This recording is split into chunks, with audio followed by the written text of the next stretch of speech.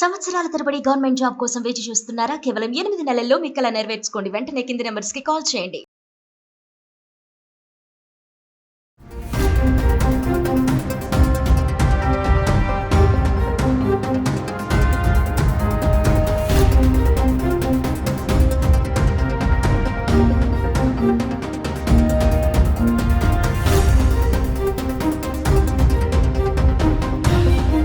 Hello నమస్తే welcome to Suman TV. ప్రస్తుతం జరుగుతున్న వార్ సిచ్యువేషన్ అయితే మన అందరికీ తెలుసు. మన భారతదేశం ఇంకా పాకిస్తాన్ పట్ల ఈ వార్ ఏదైతే సిచ్యువేషన్ జరుగుతుందో దానివల్ల పబ్లిక్ కూడా చాలామంది దీన్ని సమర్థించాలా లేదంటే దీన్ని సపోర్ట్ చేయాలా లేదంటే దీన్ని వ్యతిరేకించాలా అనే డౌట్లో కూడా ఉన్నారు. అండ్ హై అలర్ట్స్ మనకి ఇచ్చిన సిచ్యువేషన్లో ఇలా సిచ్యువేషన్ ఎలా ఉండబోతోంది అని కూడా పబ్లిక్ అందరూ కూడా భయపడుతూ వస్తున్నారు. సో దీనిపైన అంటే వార్ సిచ్యువేషన్ పైన కావచ్చు, అసలు సింధూర్ ఆపరేషన్ పైన మనకి పబ్లిక్ ఒపీనియన్ ఎలా ఉంది అనేది తెలుసుకుందాం ఒకసారి. నన్ను చెప్పండి, ఇప్పుడు ఆపరేషన్ సింధూర్ జరిగిన తర్వాత మనకి సిచ్యువేషన్స్ అయితే ఇలా ఉన్నాయి, దాన్ని మీరు ఎలా చూస్తామంటారు అసలు యాజ్ అ నార్మల్ కామన్? యాక్చువల్గా మీరు అటాక్ జరిగింది కూడా పెహల్గాంలో. మీరు హిందూనా సో మనం సింధూర్ పేరిట ఆపరేట్ చేసేసాం కాబట్టి ఇది మాకు హిందూస్కి సంబంధించింది అని అనుకుంటున్నారు. ఇది కాకుండా మన కమ్యూనిటీ కాకుండా డిఫరెంట్ కమ్యూనిటీస్ని అడిగితే మీకు ఇంకా పర్ఫెక్ట్ ఆన్సర్ ఏమొస్తుందో, ఏం అనలైజ్ చేస్తున్నారు పబ్లిక్ అనేది ఇంకా క్లారిటీ వస్తుంది. ఇంకొకటి ఖచ్చితంగా ఇది ఆపరేషన్ సింధూర్ని అయితే నేను ఇచ్చేస్తాను.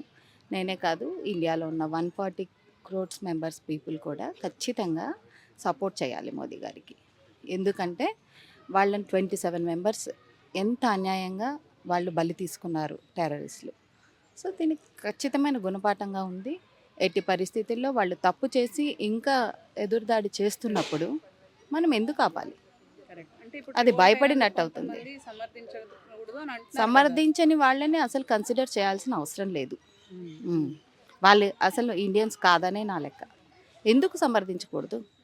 వాళ్ళు ఎక్కడో బార్డర్లో ఆర్మీ ఆఫీసర్స్, నేవీ వాళ్ళ లైఫ్స్ని థ్రెట్టింగ్లో పెట్టేసి ఫ్యామిలీస్ని వదిలేసి వాళ్ళు పోరాడుతుంటే ఇక్కడ కూల్గా కూర్చొని నేను సమర్థించాను అన్న వాళ్ళని ఎందుకు కన్సిడర్ చేయాలి? మైక్ ఇవ్వాలి. నాకైతే ఇష్టం లేదు. అలాంటి వాళ్ళని నేను ఎట్టి పరిస్థితుల్లో సమర్థించాను. సో ఇప్పుడు హై అలర్ట్ ప్రకటించి మనకు కూడా థ్రెట్ ఉందని అంటున్నారు. ఫేస్ చేస్తాం. కేర్ఫుల్గా ఉందాము, అవేర్నెస్లో ఉందాము, అంతే కదా. అందరి కోసం అక్కడ బార్డర్లో అయితే పోరాడట్లేదు కదా. నీ ఇంట్లో నువ్వు కూర్చొని తినటానికి కూడా అలర్ట్ అయ్యి అంత భయపడే సిచ్యువేషన్ కాదు కదా. ఆ మాత్రం భయపడుకుంటూ బ్రతుక్కుంటూ బయటికి వెళ్తే ఏం జరుగుతుందా అన్న దాంట్లో మనకు పిల్లులకు వీధిలో కుక్కలకి తేడా ఉండదు. మనం మనుషులను తెలివిగా మసులుకుందాం, ఏం జరుగుతుందో అలర్ట్ అవుదాం, పక్కన వాళ్ళని అలర్ట్ చేద్దాం. అంతేకాని మనం ఏదో ఒక యానిమల్ లాగా ఇలా కాదు. మనుషులం కాబట్టి అవేర్నెస్తో మానవత్వంతో బిహేవ్ చేయడం మనకు మంచిది. మీరు దీనివల్లే ఇట్లా పబ్లిక్కి హాని జరుగుతుందని కాకుండా వీ హ్యావ్ టు ఫేస్ అని అంటారు. ఏ వారు జరగకపోయినా పబ్లిక్ హాని జరిగింది కదా. ఏ వారు జరగకపోయినా అనవసరంగా హాని జరిగింది కదా. అలాంటప్పుడు దాన్ని ఎలా చెప్తారు? పబ్లిక్కి ఏదైనా సరే సపోర్ట్ చేయాలి. చనిపోయిన వాళ్ళ ప్రతీకారం అనను, కానీ అది ప్రతీకారం అని కాదు, కానీ వాళ్ళ బాధని తగ్గించడం అని అంటాను నేను. ఎందుకంటే మూర్ఖులని ఎప్పటికీ మార్చలేము. ఈ యుద్ధాలు జరిగి ఇప్పుడు 1971 నుంచి జరుగుతూనే ఉన్నాయి. అటాక్స్ చేస్తూనే ఉన్నారు, ప్రతీకారం తీరుస్తున్నాం, ఓడిపోతూనే ఉన్నారు. కానీ వాళ్ళకి ఏమాత్రం బుద్ధి రావట్లేదు. ఇప్పుడు ఖచ్చితంగా వస్తుందని కూడా లేదు. కానీ ఇది మనం ఏదో ఓడిపోయామనో, మనమేదో ఇది అని దిగజారిపోయినట్లుగా అవసరం లేదు. అయిపోతే ఏదో ఒకటి జరిగిపోతుంది. దానికోసం మనం ఇది కావాల్సిన అవసరం లేదు, భయపడవలసిన అవసరం లేదు. యుద్ధం జరుగుతుందేమో ఇంట్లో దాక్కుందాము, లైట్లు ఆపేసి కూర్చుందాం అవసరం లేదు. అలర్ట్ అయితే సేఫ్గా ఉండండి అని చెప్పడం వల్ల ఏం తప్పలేదు. సో చెప్పండి, ఇప్పుడు వార్ సిచ్యువేషన్ ఏదైతే జరుగుతుందో మనకి ఇంకా పాకిస్తాన్కి మధ్య, సో దీన్ని మీరు ఎలా సపోర్ట్ చేద్దామంటారు? అసలు యాక్చువల్లీ సపోర్ట్ చేయాలా చేయకూడదు? ఎందుకంటే చాలామంది దీనిపైన వ్యతిరేక పరులు ఉన్నారు, మనకి సపోర్ట్ చేసే వాళ్ళు కూడా ఉన్నారు. సో మీ ఒపీనియన్ ఏంటి? యాక్చువల్లీ ఇప్పుడున్న సిచ్యువేషన్ని నాకు ఫోకస్ అయ్యేటట్టు మాట్లాడితే కనుక నేను ఫోకస్లోకి వస్తాను అని మాట్లాడేవాళ్ళండి వాళ్ళంతా. యాక్చువల్లీ ఏంటంటే అందరూ మనం భారతీయులం. ఫస్ట్ మనకి దేశం ముఖ్యం, తర్వాత ఇప్పుడు నేను 96, 97లో 10th class, 8th class, 10th class complete చేశాను. మన పుస్తకాల్లో చూసుకుంటే గనక షాజహాను, టిప్పు సుల్తాను, ఔరంగజేబు వీళ్ళందరి గురించి రాశారండి. అంటే ఇప్పుడు ఛత్రపతి శివాజీ గారు అబ్బాయి చావా అనే సినిమా వచ్చింది. అసలు నాకు అసలు తెలియదు. అది అంటే మన ప్రభుత్వాలు వాళ్ళని అది ముంచుతున్నాయా? అలాంటి మహావీరుల గురించి చెప్పడానికి అంటే అది సోకాళ్ళు ఏ ప్రభుత్వం ఉందో ఆ ప్రభుత్వం అసలు ఎందుకని వాళ్ళని బయటికి తీసుకురాలేదు. సరే, ఇప్పుడు మనం వార్ గురించి వస్తే గనక వార్ అనేది మనం ఎప్పుడైనా సరే హిందీ ముస్లిం బాయ్ బాయ్ అని అనుకునే సొసైటీలోనూ అలా ఉన్న దాంట్లో మనం ఉన్నాం.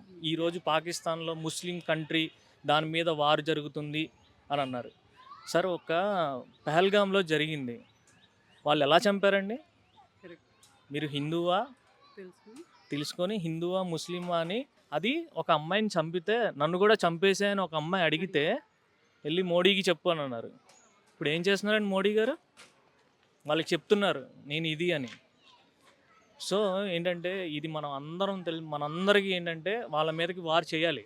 ఈ పాకిస్తాన్ ఇండియా మధ్య వచ్చిన గొడవలు ఇప్పుడే కాదండి, చాలా రోజుల నుంచి వస్తున్నాయి. కానీ ఏంటంటే మనం అందరం ఒకటే, మన పక్క దేశం, మనం ఇప్పుడు మొత్తం అన్ని దేశాలు ఒకటే అన్న ఉద్దేశంతో మనం ఎప్పుడు పాకిస్తాన్ కవ్వింపు చర్యలు చేసింది అని మన వార్తల్లో విన్నాం. కానీ భారత్ పలానా చోట కవ్వింపు చర్యలు చేసింది, పలానా చోట ఇలా చేసింది, రాంగ్గా ఫైర్ చేసింది అనేది లేదు. పెహల్గాంలో మీరు గుర్తుపట్టరు, అతను అందరూ ముస్లింలానే ఉంటారు, వాళ్ళు పాకిస్తాన్ టెర్రరిస్టా అన్నది మనం అసలు తెలీదు. అలాంటి చోటకి వాళ్ళు మిలిటరీ డ్రెస్సులు వేసుకొని వచ్చి వాళ్ళు అడిగి మీరు హిందువా ముస్లిమా ఏదో చదవమని, చదవకపోతే కాల్చి షూట్ చేయడం అనేది చాలా దారుణం. ఇది మొత్తం అన్ని దేశాలు ఖండించాల్సిందే. ఎందుకంటే ఈరోజు పాకిస్తాన్ మీద చేస్తుంది మోడీ గారు కరెక్ట్. ఎందుకంటే తెలియాలి భారత్కి ఉన్న అనుసంపద ఏంటి, వాళ్ళు చేసేది ఏంటి మొత్తం అందరికీ తెలియాలి. అది తెలిస్తే కానీ వాళ్ళకి బుద్ధి రాదు. అంటే ఎకనామికల్గా అండ్ ప్రాణ నష్టం కూడా జరుగుతుంది. సో ఇప్పుడు కూడా థ్రెట్ ఇచ్చారు అందరికీ, మన ఇండియా వైడ్ మొత్తం కూడా థ్రెట్ ఇచ్చారు కాబట్టి సో ఈ పరిస్థితి వచ్చింది.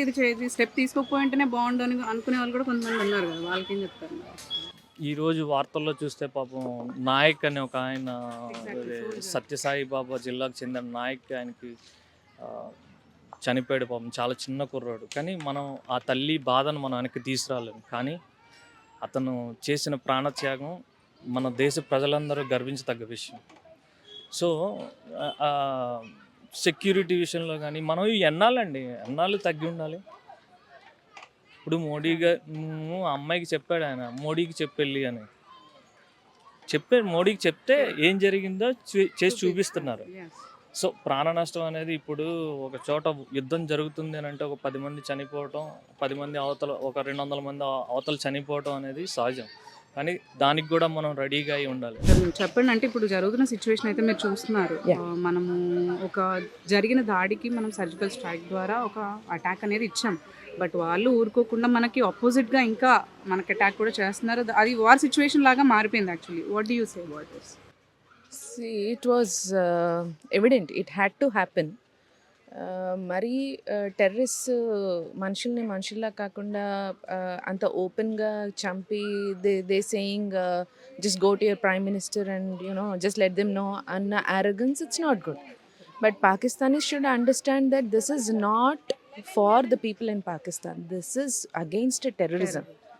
And they're very clearly showing in the TV, మేము ఈ సైట్స్లో మేము ఫోకస్ చేస్తున్నాము, వీళ్ళని చంపుతున్నాము, we're not targeting common people అని. So Pakistan has to decide that they should have that common sense not to attack the people, కామనర్స్ని అటాక్ చేయకూడదు అని. అండ్ ఉన్నట్టు ఎంత క్లియర్గా ఉందంటే it is not for the common people but safety ముఖ్యము. So whoever is doing it we're targeting only them and that's very good.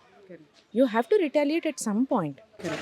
అంటే కొంతమంది వ్యతిరేకిస్తున్నారు కదా, కొంతమంది సెలబ్రిటీస్ కావచ్చు, కొంతమంది పొలిటీషియన్స్ కావచ్చు, అంటే ఇప్పుడు ఉండాల్సింది అని అంటారు. మనకి జరగలేదు కదా అని మనం అలా అనుకోకూడదు కదా. Somebody from Nellore, my friends friend వాళ్ళు అంట నెల్లూరులో వాళ్ళు. She has come 10 days before and she was telling me, just imagine ఇప్పుడు మన సోల్జర్స్ వెళ్తున్నారు, ఇది జరుగుతుంది, వార్ అయిపోతుందేమో, హైదరాబాద్లో కూడా Hyderabad might also get affected అంటేనే మనం ఎంత భయపడిపోతున్నామో. ట్రాఫిక్ సగం ఆగిపోయింది, రోడ్లన్నీ ఖాళీ అయిపోయినాయి. మనకంటే మనకంత భయం. ఇప్పుడు మన పక్కన వాళ్ళకి జరిగింది, రేపొద్దున మనకి జరగదా? ఎవరైనా ఒకటే కదా. So we have to, I think that's the best thing. It is not against any religion or any particular set of people. It is for India as a whole. All are same.